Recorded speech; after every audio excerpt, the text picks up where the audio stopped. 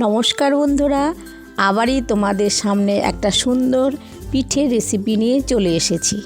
তো তোমরা টাইটেল আর থাম্বনেল দেখে বুঝেই গেছো আজকে আমি কি পিঠে বানাতে চলেছি।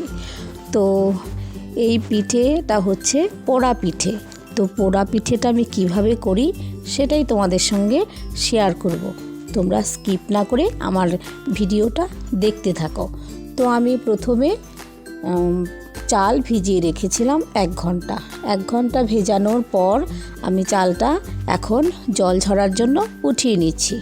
উঠিয়ে নেবার পর জলটা ঝরে যাবে, প্রায় আধ ঘন্টা বাদে আমি এই চালটাকে মিক্সিতেই মিক্সার বলি আর কি পেস্ট করে নিব, যেন চালটা গুঁড়ো হয়ে যায়।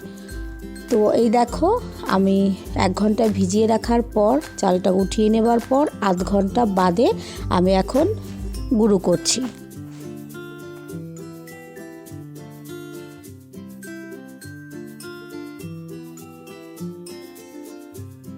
কারণ চালটা ভিজিয়ে তারপর গুঁড়ো করলে সেই পিঠেটা খেতে খুব ভালো হয় আর নরমও হয়, সফট হয় আর কি। তো শুকনো চালের পিঠে খেতে ভালো লাগে না। তো এই দেখো আমার চালের গুঁড়ো আর কি হয়েই গেল, একবার হয়ে গেছে, নামিয়ে নিয়েছি, আবার দিয়ে দিলাম, সেটাও হয়ে গেল। তো এখন আমি সবগুলো চালের গুঁড়ো ভালোভাবে চেলে নিব। এই দেখো এত সুন্দর হয়েছে চালের গুঁড়োটা, মনেই হচ্ছে না যে এটা ভেজানো চাল। তো তোমরাও এইভাবে চালের গুঁড়ো করবে বাড়িতে, 1 ঘন্টা ভিজিয়ে রেখে তারপর প্রায় 1 ঘন্টা বাদে আবার গুঁড়ো করবে, তাহলে একদম ঝরঝরে চালের গুঁড়ো হয়ে যাবে। এই দেখো আমার চালের গুঁড়ো কমপ্লিট। তো আমি এই পিঠা বানানোর জন্য আমি আমার পরিমাণ মতো চালের গুঁড়ো নিয়ে নিচ্ছি। নিয়ে নেবার পর আমি দিয়ে দিলাম স্বাদ মতো লবণ, সামান্য পরিমাণে দিয়ে দিচ্ছি লবণ। তার সাথে দিয়ে দিব সামান্য পরিমাণে হলুদ গুঁড়ো। হলুদ গুঁড়ো দেওয়ার পর আমি সব যা যা লাগবে সেগুলো আমি ভালো করে ধুয়ে কেটে রেখেছি। তো আমি একে একে সব এখানে দিয়ে দিব। তো তারপরে দিয়ে দিব কুচি করে কেটে রেখেছি আদা, সেই কোচানো আদাটা দিয়ে দিব। দিয়ে দেওয়ার পর একদম ছোট করে কুচিয়ে রেখেছি কাঁচা লঙ্কা। কাঁচা লঙ্কা দেবার পর ভালো করে ধুয়ে কুচিয়ে আর কি কেটে রেখেছি ধনে পাতা। তো ধনে পাতা দেওয়ার পর আমি এখন সব কিছু যে জিনিসগুলো দিয়েছি সেগুলো ভালোভাবে হাত দিয়ে মিশিয়ে নিচ্ছি, যেন সব কিছু চালের গুঁড়োর সঙ্গে লবণ, হলুদ, আদা, লঙ্কা আর ধনে পাতা যেন ভালোভাবে মিশে যায়। তো মিশে যাবার পর এখন আমি দিয়ে দিব অল্প অল্প করে জল। তো এইভাবেই দিব, যেন বেশি পাতলাও না হয়ে যায়, যেন আবার বেশি শক্তও না থাকে। আমরা যেরকম আটা মাখি আর কি রুটি করার জন্য, ঠিক সেরকমভাবে মেখে নিব।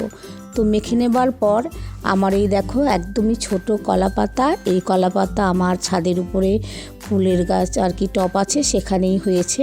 তো আমি বড় পাতা পাইনি, তো বড় পাতা হলে আরও ভালো হয়।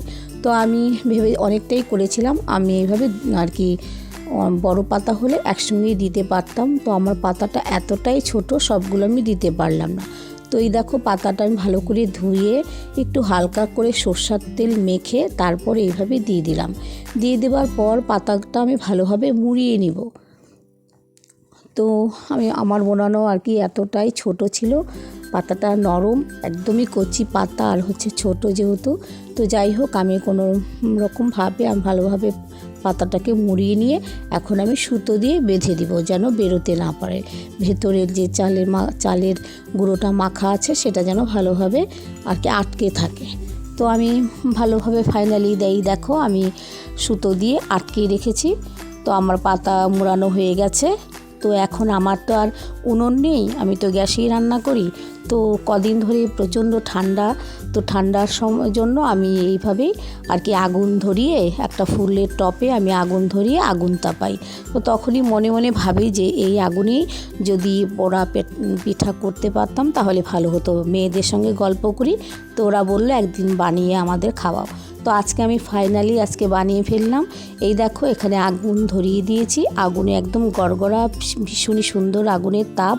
তো এই তাপে আমি এখন রুটি ভাজার যে হচ্ছে তাওয়া আছে, তাওয়া বসিয়ে দিলাম। তাওয়া গরম হয়ে গেছে, আমি সেখানেই এই দেখো আমি কলা পাতা ভেতরে যে পেঠা বানানোর জন্য তৈরি করেছি সেটা বসিয়ে দিয়ে একটা ছোট্ট একটা থালা দিয়ে আমি ঢেকে দিলাম, তাহলে পিঠেটা বেশ তুলতুলেও হয় আর একটু ফুলে। তো এই দেখো ধোঁয়াও হচ্ছে, চোখেও লাগছে, তো কিছু করার নেই, কিছু করতে হলে তো কিছু কষ্ট করতেই হবে। তো জাস্ট হয়ে গেল আমার পিঠে কমপ্লিট। আমার তো ভীষণই মজা হচ্ছে যে আমার উনুন নেই, তা সত্ত্বেও আমি এভাবে এইরকম পাথর দিয়ে চারিদিকে টপের উপরে তারপর আমি পিঠেটা তৈরি করলাম। জাস্ট একটা গন্ধ বেরিয়েছে যে কলা পাতার যে একটা গন্ধ, দারুণ সুন্দর। এই দেখো কলা পাতার যে একটা সবুজ কালার, তার মধ্যে হলুদ কালারটা মিশে অল্প করেই হলুদ দিয়েছিলাম।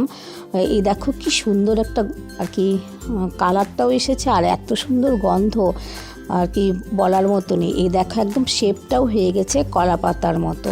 এই দেখো আমি নামিয়ে নিলাম, ভীষণই গরম আছে। তো আমি এখন এটা পিস পিস করে কেটে নেব। খেতে এই পিঠেটা ভীষণই ভালো লাগে, দুর্দান্ত লাগে। তো তোমরা কেউ খেয়েছো কি না সেটা আমাকে কমেন্ট করে বলবে। তো এই দেখো আমি চাকু দিয়ে পিস পিস করে কেটে নিচ্ছি, একদম খুব ভারী, খুব ভালো হয়েছিল খেতে। মনে হচ্ছে আরও বড় পাতা হলে আরও বেশি করে করতে পারতাম, তাহলে আরও ভালো হতো। তো যাই হোক আমি এটা আজকে আমি আর কি নিজে হাতে ফার্স্ট টাইমে বানালাম। আমি ছোটোবেলায় অনেক খেয়েছি, আমার মামার বাড়িতে আমার দিদা এভাবে বানাতো। তো ওখানে তো আগুন ধরাতো বড় করে, সেখানে বড় পাতার মধ্যে দিয়ে দিত। তো যাই হোক আমার হয়ে গেছে আমার পিঠাটা। তো তোমাদের কেমন লাগলো আজকের এই পিঠার রেসিপিটা? যদি ভালো লেগে থাকে অবশ্যই একটা লাইক দিতে ভুলো না, কমেন্ট করতে ভুলো না যে পিঠেটা কেমন লাগলো, আর সেটা কমেন্ট করতে ভুলো না। আর সবার মধ্যে বেশি বেশি করে শেয়ার করে দিও। আর আমার চ্যানেলে যারা নতুন আছো তারা অবশ্যই, যারা এখনও চ্যানেলটিকে সাবস্ক্রাইব করে তারা অবশ্যই সাবস্ক্রাইব করে দিও। তো এই দেখো আমি খেয়ে দেখাচ্ছি, ভীষণই টেস্টি এই পিঠেটা। এটা সবাই খেতে পারে, সবাই খেয়েও, আর যাদের সুগার আছে তাদের তো অবশ্যই এটা খেতে পারে। তো আজ সবাইকে টাটা।